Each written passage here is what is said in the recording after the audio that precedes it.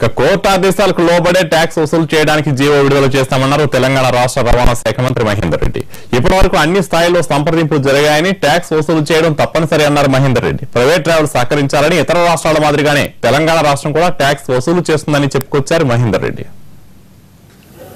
ఏదైనా సరే ఆ వెహికల్ అన్నిటికీ కూడా జియో 43 ప్రకారంగా మరి వసూలు చేసుకోవడం జరుగుతుంది. అయితే దీంట్లో ముఖ్యంగా కోర్టు కూడా ఆ రోజు ఆదేశాలు ఇచ్చింది. కోర్టు ప్రకారంగా ఇప్పుడు ఆంధ్ర రాష్ట్రం నుంచి వచ్చిన వెహికల్స్ కూడా ఇతర రాష్ట్రాల నుంచి ఎట్లయితే తమిళనాడు కానీ బెంగళూరు నుంచి కానీ ఇతర రాష్ట్రాల నుంచి ఎట్లయితే వెహికల్స్ తెలంగాణ రాష్ట్రానికి ఎంటర్ అవుతాయో ఆంధ్ర రాష్ట్రం నుంచి వచ్చే వెహికల్స్ కూడా తప్పకుండా రూల్స్ ప్రకారంగా 43 జీవో అవుతుందో దాని ప్రకారంగా తీసుకోవడం జరుగుతుంది.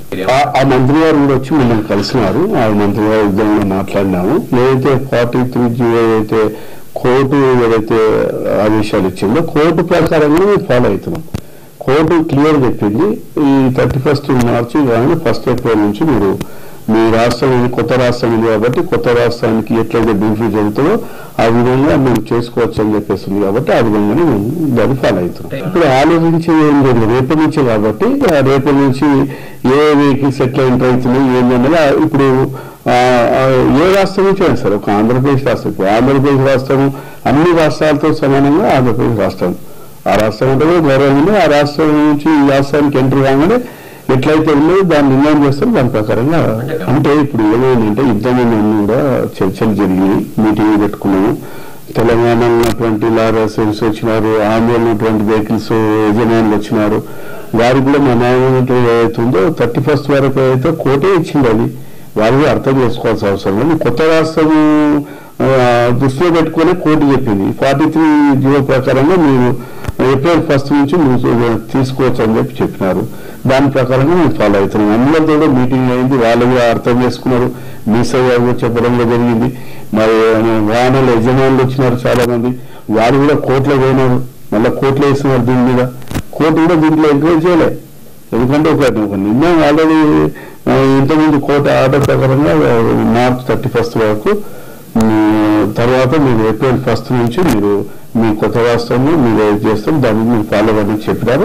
దాన్ని మేము ఫాలో అవుతున్నాం. ఇప్పుడు ఎందుకంటే రేపు నుంచి స్టార్ట్ అయ్యేది, దాన్ని బట్టి ఎంత అయితే ఏందనేది మళ్ళీ మేము ఏ వెహికల్స్ ఎట్లా వస్తాయి ఎట్లా వస్తాయి ఇప్పుడు చెప్పలేము కదా. అది కాకపోతే మనకు ఈ విధంగా చేయడం వల్ల చేయకపోతే ఒకవేళ మేము ఆ రూల్ ఫాలో కాకపోతే మనకు చాలా నష్టం వస్తుంది. తెలంగాణ రాష్ట్రానికి చాలా నష్టం వస్తుంది. కాబట్టి ఇప్పుడు మేము కొత్త రాష్ట్రం బెనిఫిట్ కావాలి, కొత్త రాష్ట్రం బాగా ముందుకు కావాలంటే మేము కొన్ని చేయాల్సిన కొన్ని ఉంటాయి. కాబట్టి దానిపైన కోర్టు ప్రకారం చేస్తున్నాం. మేము కోర్టు ఏదైతే ఆదేశాలు ఇచ్చిందో 31 వరకు తర్వాత మీరు 1 నుంచి మీ ఎట్లా చేస్తారో చేసుకుని చెప్పినారు. కాబట్టి దాని ప్రకారం ఫాలో అవుతాం. అంటే ఇప్పుడు వాళ్ళని కూడా నచ్చ చెప్తాము. ఎందుకంటే కోర్టు ఆదేశాలను ఎవరైనా గౌరవించవలసిందే.